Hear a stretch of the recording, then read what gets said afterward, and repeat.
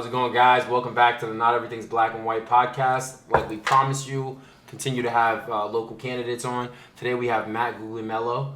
I hope I got that right. Matt's name, he must have been a really smart kid.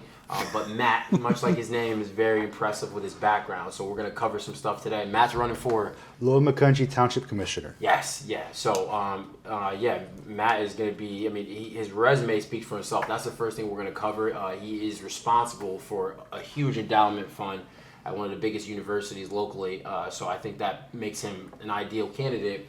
So today our goal is to give you an opportunity to just get some recognition and get to know Matt a little better. So, Matt, I kind of want to start on your background. Where are you from? And well, first of all, pleasure to be here. Thank you for having me. So, and you look sharp. We look a little underdressed. We went with the podcast materials today. I have my moments, so you look good, man. So great head of hair. Yeah, I appreciate it. So, originally I'm from Jersey. Nice. Nobody's perfect. Yeah. So from there, undergrad, I graduated from the College in New Jersey. Yeah. From there, I got my master's from Rutgers, studying public policy in the public policy field. I did public policy research both in the private and public sectors. Wow. Some of my experience includes I did research on laws and regulations, impacting market research for a consulting company. I worked with the state office on developing a STEM pipeline, and I did constituency work for Assemblyman's office. Wow, that's a mouthful. Yeah, so not to name drop, but he's currently running for governor, so Jack Chattarelli. So yeah, New Jersey. Another Italian with a long last name. So Yeah. So that's sort of actually I didn't know that. I went over your bio. I don't like to get too granular when we do like the pre-interview or going through stuff because I like to give you an opportunity to kind of go through some of it because we've been working on this for a while. Yeah. And me and Rocco are really good on the national stuff and recently, right, we've been kind of highly focused on the local stuff, but I think there's so many interesting nuances to it. So the fact that you actually went to school and you have experience from that, I think makes you a very interesting candidate. Yeah, with that master's program especially, you got not just theoretical knowledge, but practical knowledge. Like you worked with a state office. Well, there you go. Yeah, that's super important. I think especially with the way the universities are structured now, there's far too much theory, and well, that leaves common sense off the table. But the practicality of how these things are actually applicable in real life there's a real disconnect in politics. And I think that practical experience is something. It's valuable. You can't measure. Yeah, exactly. So I'm immeasurable. Very grateful to have that experience. Yeah. So how did you get involved? Like, what made you want to run? Well, it's funny you mentioned that. If you asked me 7 months ago if I was going to run, the answer would have been no. Mm-hmm. And the reason being is because I share the same values as our current Board of Commissioners. I want to protect and preserve open space. They've been fiscally responsible with our money. So I had no intention of challenging them. Mm-hmm. And to put in context, there are currently 5 commissioners. 3 would have been up for re-election. After the deadline for petitions, I got phone calls asking me, hey, one of the members decided not to run for re-election. Would you be interested in running? If you do, we think you'd be good for the township. Wow. So I said, let me sleep on it, because if I'm not the right person with the right ideas, I shouldn't be in this race. Someone who's better than me should be in this race. Yeah. So I used to audit public entities. I account for a local university's $2.3 billion endowment fund. While being very humble, nonetheless, I must say. If they would have called me, I would have been like, where you been? Yeah, with your qualifications, you shouldn't be running for this. You should be running for like something else, it seems like. Yeah, it's just like, your background and the fact that even that, like I agree with you. I think Lower Macungie, of all the places that I have disdain for locally, and I think a lot of them are run very poorly, I would say that's probably the shining star in the local municipality. They run a good ship. And the fact that they protect space. Yes.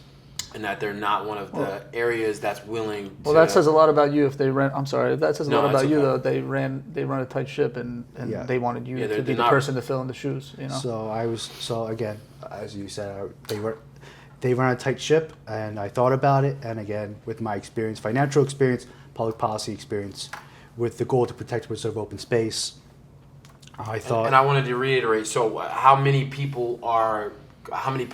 spots are open?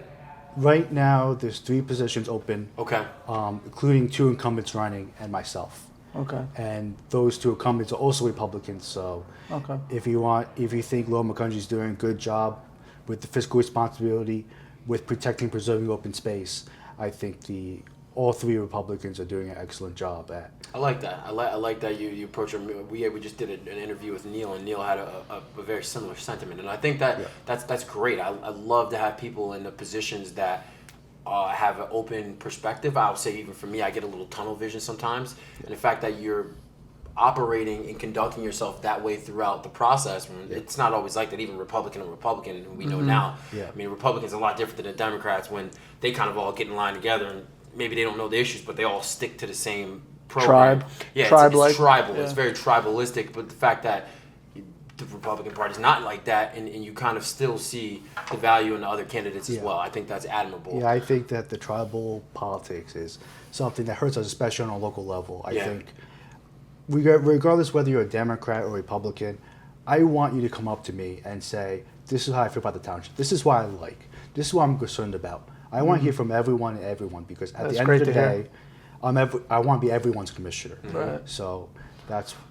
What is, like, just give some examples of what does a township commissioner actually control? Like, what do they do? What are certain things that they do? The major responsibilities first is budgeting. You make sure that you set the budget, you get approved, you oversee the expenses, you approve all the bills lists in the minutes. So all the expenses that are approved, the Board of Commissioners do that. And the second major part is you oversee local government. Local government especially, it's more public administration than, let's say public policy.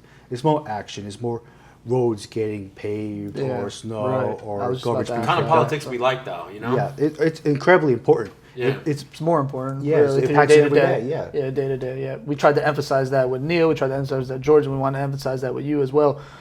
Your local elections are more important than your national elections. Period. Get involved. If you're upset about something, speak about it at the voting booth. And even the way in which it operates, right? It's like it's all about something now. Project this ordinance. Right. It's functional. Right. Yeah. So we basically. Yeah, it makes more sense. Yeah. Yes. You just oversee the public administration. So and that's in lieu of, my assumption would be, I'm not completely familiar with the area in that regard, is it's because it's in lieu of a mayor, so there's no mayor for that area. There is no mayor, correct. The board essentially disperses out to make those kind of decisions. That's correct. The majority of decisions. Okay. I would say the board serves as both executive and legislative of the township, so it serves as both bodies. Yeah, wow, that's fully in depth. Yeah, that's as close range as it gets in regard to politics, to decide in essentially your everyday life if you're in that particular area. Yeah. Well, I would say, I know that you said that things have went well. What are some adjustments that you could see if you were there, if you win? Yeah. Well, one plan I really want to look at is, my concern is, if the governor, let's get back around. In 2019, Governor Wolf had a plan to make towns who don't have the local police, who use the state police, make them each pay a fee based on resident. So Lower Macungie is one of the biggest municipalities that doesn't have a local police. They use state troopers. They use state troopers, correct. And there's cost benefit to that. The benefit is you pay less taxes. The cost is you have less presence. Right. My concern is if in the future a governor's resurrects Governor Wolf's plan and decides, if you use the state troopers, you pay fee per each resident.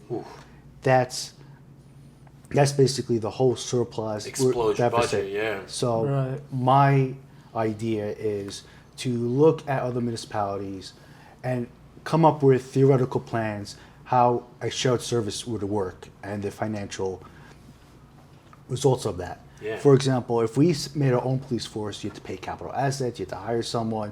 Building from scratch is much more expensive than building from something that already exists. Right. So what I would want to do is plan ahead just in case that happens. Not like an official study, but something unofficial that says, if this plan comes back and this plan gets enacted, be prepared. What's plan A, B, C, D, and so on. Right. Having the foresight for that, I think, is awesome. Like I said, it's a unique experience because it's not like Allentown or Emmaus where things are so bad that there needs a stark contrast.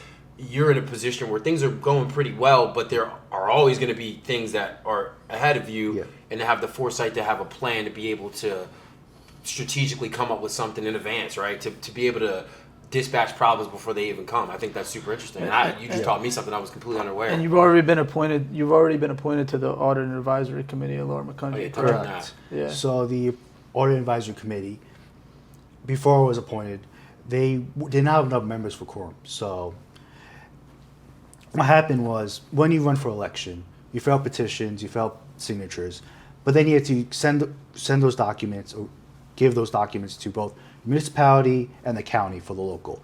For state and federal, it's you have to go to Harrisburg, but for local, you go county and you go local. So I went to my local town hall, and I meet the person at the front desk. I say, hey, I'm giving these documents. Who should I see? And she's like, give me a moment, I'll get the board secretary. Board secretary comes up, we could really use you. Wow. And when I thought, I'm like, wow. Exactly. Yeah, the thing LeBron James does? Yes. He's a better man than me. So High praise. Yeah. She's like, you're an accountant. God bless you. Yeah. So you're an accountant. We really need, if you're willing to serve the Audit Advisory Committee, we appreciate it. That's when I let her know back in the good old days, I used to audit public entities. So I applied within a week. It took a few months for me to get approved, because even with my application, they didn't have enough members. So over the late spring, around summertime, they received another application. So we actually had our first meeting yesterday. Wow. So it was, again, very humbling to be like, oh, you're running for office for this position, which meets across the hallway. Yeah. We could really use your help. So you're already in the building. I was in the building, and Wow. and they said that my background would be asset to them. So that was, again, very humbling. Yeah. For sure. And It's you were amazing. endorsed by the Pennsylvania Forward Party as Yes. well? So as you mentioned about the tribal politics, Forward Party wants people to run who have the best ideas with the best solutions, and That's what we want. That's what we want. Exactly. So they want government that's more accountable, transparent, and representative. There's too many places that have one-party rule. You mentioned Allentown, how the government is. Right now, it's a one-party rule. They have no competition. Yeah. Competition's good. So Right, I agree. the Forward Party is a party, generally of moderates, but there's conservatives and liberals all across the political spectrum. So That's awesome. receive that endorsement, it was an honor, and I'm very proud, because it shows that the campaign I'm running, it's not based on politics. It's based on people. It's based on Common sense. exactly. That's beautiful.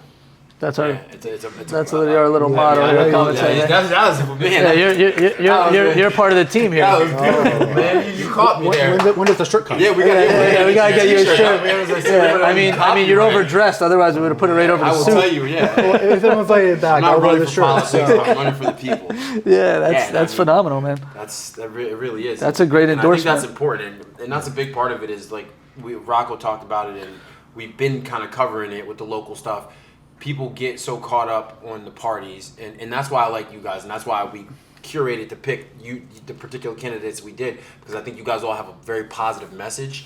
That's first, and I think you can connect with people past party lines, and I think For that's sure. super important in Allentown. I mean, I'm here, so it's kind of tough, because you know that, in my opinion, the competition, and it kind of pushes along innovation, and it forces people to get better. When you're in a best place thing. where it's a gridlock, a lot of times, I mean, you get the most corrupt. There's all kind of things going on right now in Lehigh County, but you get a lot of corruption. You get a lot of things like that. When you have one party rule in a lot of these towns, there's no accountability. They could do whatever they want. Yes.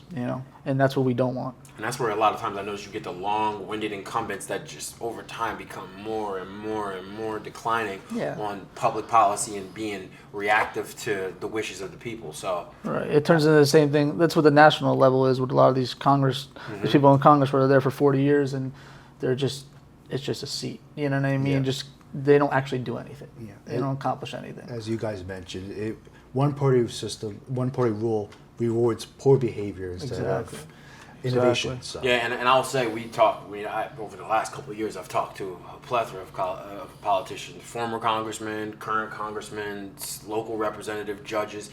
I could say you're probably the first person that I've spoken to that have that are anticipating things, right? You're the first person I talk to. Everybody touches on what everybody wants to talk about and all of the low-hanging fruit, all the sensationalized topics, but you're literally the first person I heard, well, we don't have a problem with it yet, but Yeah, I can anticipate this problem. I'm worried to hear that. There should be more people out there. No, I promise you. Listen, I'm telling you. That's an yeah, absolute- no, it's true. Well, maybe because he's coming from a place that is doing better off than the other people we've spoken to too. So like, he's just preparing. Whereas in a lot of those other places, like we just talked to Neil about Emmaus, they had a 26% tax increase. So obviously that's And they that's need a big issue. Full rehab. Yeah. So what is Lower Macungie's? They haven't had a tax increase or anything like that, right? No, they have not a municipal tax increase, and I want to say I don't want Since to. when? Do you know? I don't know exact date, but quite a while. That's good. I think it's been maybe 10 plus years. Don't quote me. Wow. We did have a tax. That's impressive, honestly. I have to take back a little bit. In 2021, there was a referendum about open space. Okay. So it was a 0.15% local earned income tax. Okay. And it was to just preserve and protect open space. Okay. And that was through referendum, and that passed overwhelming. So, Okay.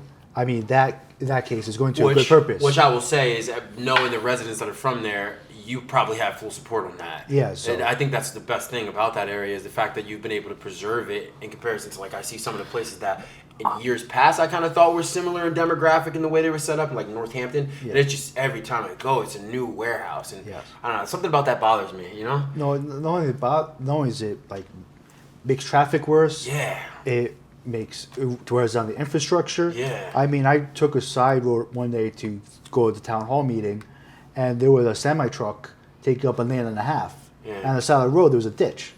So that And it's nice to have, like, we're in the city, but it's nice to have the suburban enclaves where it's preserved in that regard. And like you said, I mean, in the long run, the way I look at it is, okay, you do get taxes, but at what cost, right? You get to collect taxes, and maybe it'll create a few jobs or a couple hundred jobs, but then you think of things like that. What is it going to look like when the infrastructure declines, the roads get beat up, and you're going to have to go to the citizens, right? Yeah, or the so- people that live there. Exactly. If you have too much development, uncontrolled, too fast, we pay through taxes or cost of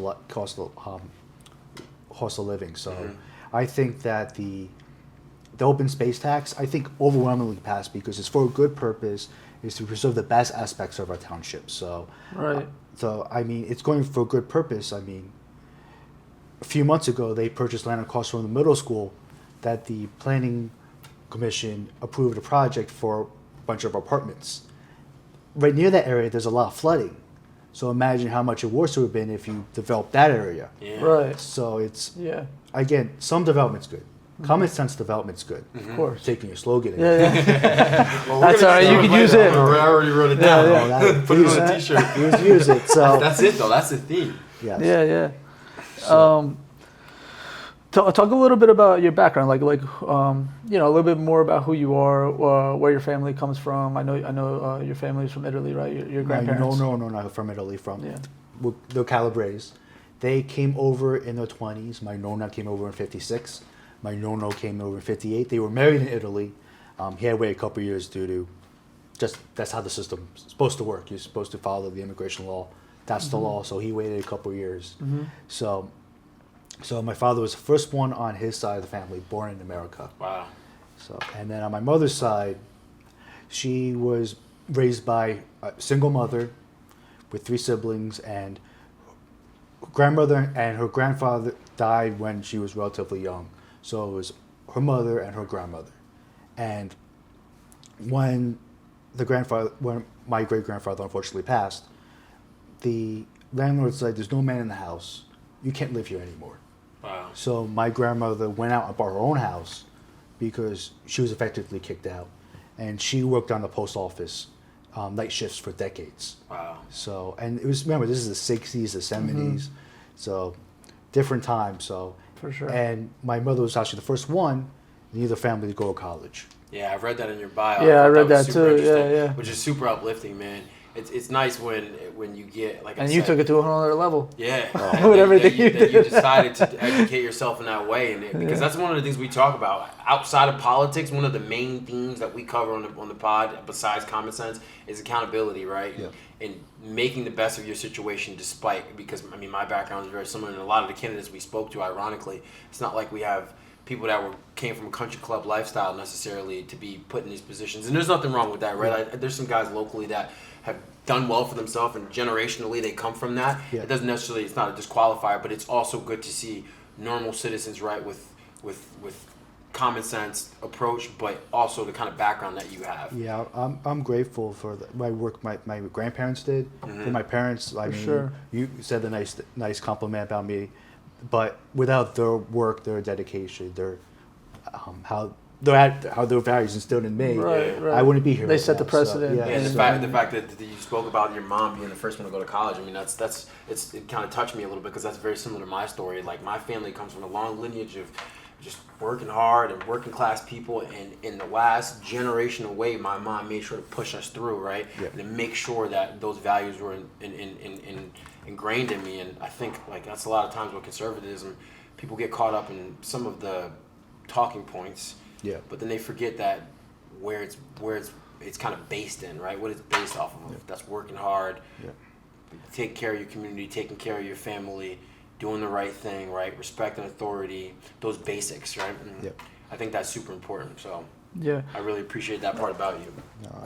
What's the annual budget for the committee? Do they have an annual budget? Yes, the last audited financial statements, general budget for government services was around $20 million, and then $10 million approximately for business services. That's collected. It was about $25 million in expenditures last year.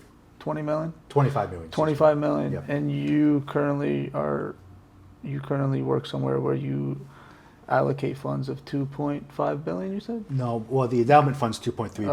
okay. Yeah. Okay. I distribute $100 million of that Okay. in Okay. endowment income. Okay, So so he's already allocating and overseeing a bigger budget than he would in this position. Yeah, he'll probably get Let's mad at just me say for he's that. overqualified, Yeah, basically, for I feel this like position. it's going like you're playing in the NFL. We're asking you to coach high school. you Yeah. know? So Yeah, you're think- like Bill. Wait, it's like Bill Belichick. You went to UNC, right, Yeah. last year? So Oh, that's he's coaching the Patriots. That's what that experiment. Let's go to UNC. We might have to cut that. No, we're your Tom Brady. We're your Tom. girlfriend. That's the We're your problem. Tom Brady. You're More like Nick Belichick. Saban, he was in the NFL. There we Yeah, there you go. There you go. And then he went to college. The Pete Carroll route, but reverse. Yeah. So we're going to wrap it there, but I want to give you an opportunity to be able to let people know where they can find you. So I don't know if you're on social media at all, of where our viewers can support you. Sure. I have a Facebook page called Guglielmello for Lower Macungie. I also have a email address that you can reach out directly. I was going to say, for verification, for can you spell it just out spell for it. us? Yeah, there you Exactly. There we go. So my email address is mgugs for the number pa@gmail.com. If you have any questions or you just let me know how the township is, what you feel about it, what you like, what you're concerned with. Or if you just want to say hi, someone just said hi Yeah. once, and I appreciate it. So that's where you can reach me.